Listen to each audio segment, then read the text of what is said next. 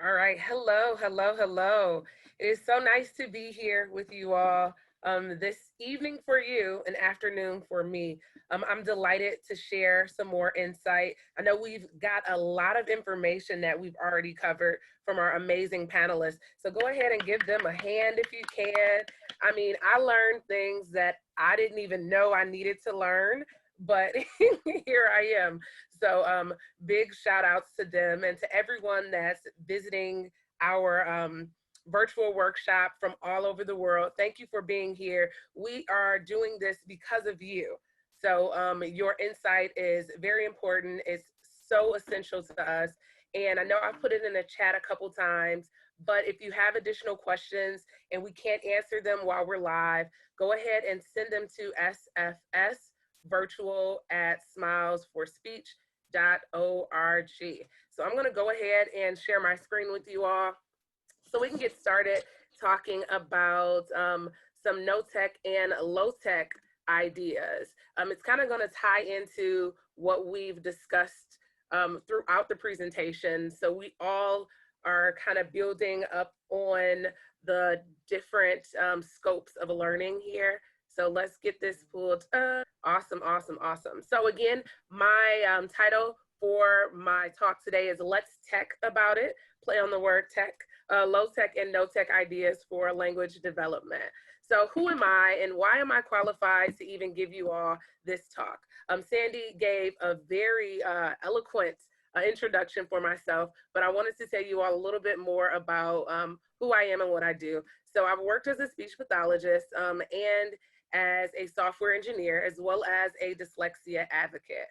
I currently own a diversity and inclusion company called Barely Articulating. And in conjunction with that, I work for Microsoft Corporation and I help close the tech gap. Because as you know, a lot of individuals with autism or with dyslexia or with ADHD, they find challenges as they transition into the workforce. So they're not always able to find those jobs that they're qualified for. So I help close that opportunity gap for them. In addition, I wrote a book called Technical Difficulties, Why Dyslexic Narratives Matter in Tech. And in that book, I address a few more specific tactics or techniques that are helpful for people with special abilities and how they can use those special abilities to really be a unique, qualified employee or employer in some sense. All right, so our expectations for my talk today, we will discuss language enrichment activities. We'll assemble some commonly used tools for uncommon approaches. And finally, I'll empower you all through creativity and through repurposing.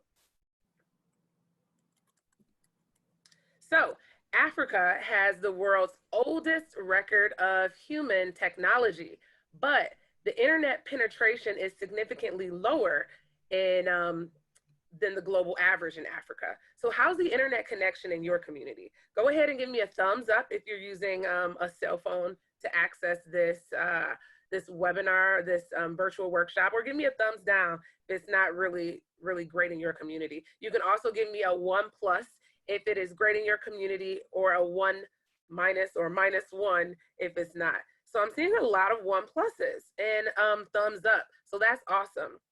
You know, that's a typical stereotype that in, African countries, they don't have access to technology that is, relevant or that is going to revolutionize our world. So it's good to see that a lot of you do have great internet connectivity, though some of you are saying that it could be a little better. All right, so we know that technology can never replace great teachers, but technology in the hands of great teachers can be transformative. And I'm calling you all teachers, but you could be parents, you could be principals, you can be business owners, you can be, tutors, you can be any of those things, but we all know that we have a common goal in mind, and that is to create some great communicators. Because as you can imagine, our students, our children, they're going to inhabit this world. And right now, this world is really struggling through some different pandemics. As you've seen in the US, We've had a racial pandemic that has been unfolding for the last 400 years. And we've also seen COVID-19 come and just wipe things away. So, some no tech items that I want you all to consider when you're creating lessons and you're really looking into ways where you can create those communicators. Let's look at pencil grips and post-it notes and slanted surfaces, raised line paper, cover overlays. I know those can be helpful for those who exhibit dyslexia. Tactile letters, which are helpful for multisensory learning, which we'll learn a little bit about later on. Buzzers, portable word processors, talking calculators, switches, buzzers. I've even seen people use like portable door, like a door ringer in their classrooms to help transition from different activity to the next activity so that they're communicating those goals with their children and using those gestures.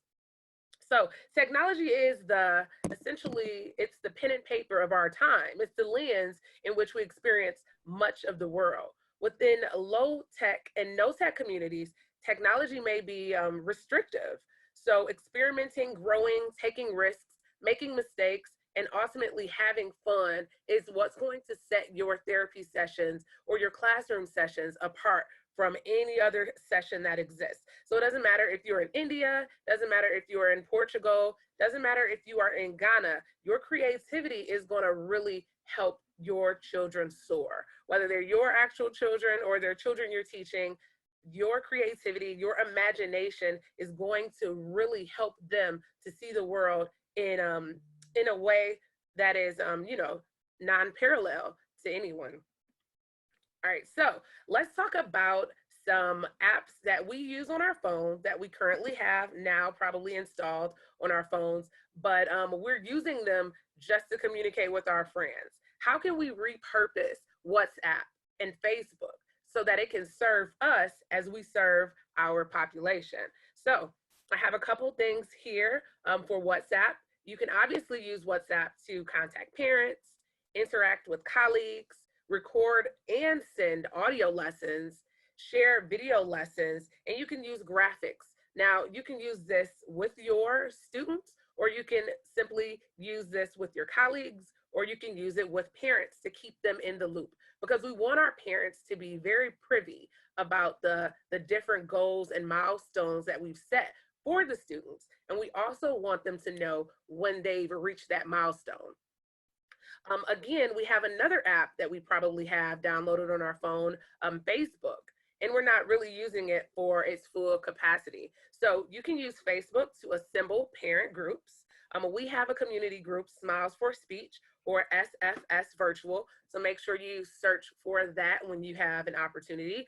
We can connect with professionals globally. Like right now, I'm talking to you all from Detroit, Michigan in the US, and I know there are a lot of you from all over the world, and we're connecting, and we're all professionals, or we want to gain a certain level of professionalism, so we're here. You can create groups, create events, upload files, and you can facilitate polls. So those last two are going to be very important when we are uploading maybe some worksheets, some books, as we saw earlier. We saw Amanda from Panda Speech bring in a book that was translated in Swahili. So uploading files like that can be so helpful. Those can truly set the tone. In addition, we can use polls. We can facilitate polls. So ask your parents, ask your colleagues, ask other professionals what's working, what's not working for them. All right, next. So no tech. All right, so we learned about some of these today while we were communicating with the panelists earlier. So we learned about parallel talk. I think we learned about sabotage, which I don't have here. However, I want to kind of expound on some of those. So here I have a couple different pictures to illustrate what I mean, and I'll start randomly over here with verbal routines. Verbal routines are extraordinarily helpful for small children, and I've found that they're helpful for adults as well. You want to be able to have those conversations about what is happening next. what are we going to be doing now? And for them to also be able to reciprocate the same things. Using visuals to help with those verbal routines is a game changer. As you see the classroom teacher here, it looks like she's in her morning routine where she's kind of going over the days of the week. She's going over probably the months of the year, the weather. All of those things are helpful in creating a language rich environment. And essentially, that's what you want to do. You want to expose children to more language. All right. So we want to increase the opportunities. So we want to target the same words and sounds all day. One of the panelists before said it takes 250 instances for a child to recall that word or for them to kind of restore it in their repertoire. So we want to use different ways to target those same sounds. Here you see someone using a keyboard duster, which I have, and you also see a little placards with words on it. So they're practicing their keyboarding skills.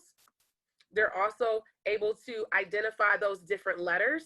And then maybe after that, the teacher or the speech and language pathologist may have them write that out.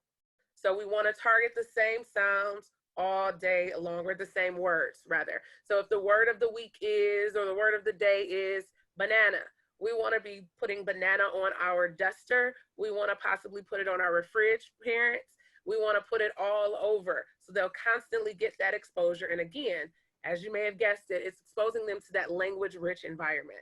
Next, we have multisensory play. Multisensory play is basically when you engage different senses. We have our hearing, our smelling, our seeing, our tasting. We want to engage all those senses when we're teaching these different words or these different sounds. For instance, if we're going to do banana again, I'm going to go back on that word. We're going to be in the kitchen. Let's cook with the banana. Let's cut the banana. Let's taste the banana. We have clay here for the word look. Someone took a Lego and kind of mocked that word look. All right, so parallel talk, we talked a little bit about that. Basically talking aloud about what your child is doing. Singing, when I was in graduate school, I actually did some research on how singing different songs was helpful for children to retain that information. When you're singing those colors, or you're singing the alphabet, or you're singing about different words, they're retaining that information. And like you guessed it, this is exposing them to a language-rich environment. Visuals is something I don't have to really expound on too deeply, because I know you all understand that by showing them visuals, having that banana that they can look at, that they can touch, or having it on one of those PECs or communication boards and they can tap banana, that is going to be helpful with giving them that exposure, that enrichment, and that engagement. So finally, let's talk about it, next steps. So we want to provide next steps for you all so that once you leave here, you're not just, you didn't just experience a sit-in yet. I've gone to presentations where I just sat there, I got all the information, and then afterwards I was like, okay, what do I do next? So I'm gonna invite you all to go ahead and massage your brains so we can make sure all of that information got in there. All right, good. Are the panelists, are you all massaging your brains? Excellent. All right, so our next steps. First, we want to learn what works best for our learners. So with that, we'll have a lot of trial and error. All of the information we gave you today may or may not be helpful to your specific learner, but it's all about trial and error. And that's what really turns the dial with creativity. You want to show up for your students. They're counting on you. They're counting on your imagination. They're counting on your creativity. They're counting on your ingenuity to create different lessons or activities that will really stretch their scope of understanding those words, those sounds, and everything else that you may be teaching them at the time. And finally, we want to be the change that we see. We want to be the change that really sets the tone for how our children learn, okay? We want to advocate for them. So with advocating, they're seeing how much we care about their learning. So essentially it'll trickle down to them and they'll understand we care, so they should make a better effort, or they should really invest themselves in learning. All right. So, though low tech and no tech tools may seem limiting, what counts the most is your willingness to think outside of the box. So, has your opinion on low tech and no tech tools changed? Go ahead and pop in the chat. Give me a thumbs up if you're excited about going out there and trying some of these tools, some of these low tech or no tech tools. Give me a thumbs down if you're still kind of waddling the fence. You don't know for sure if these will work for you yet.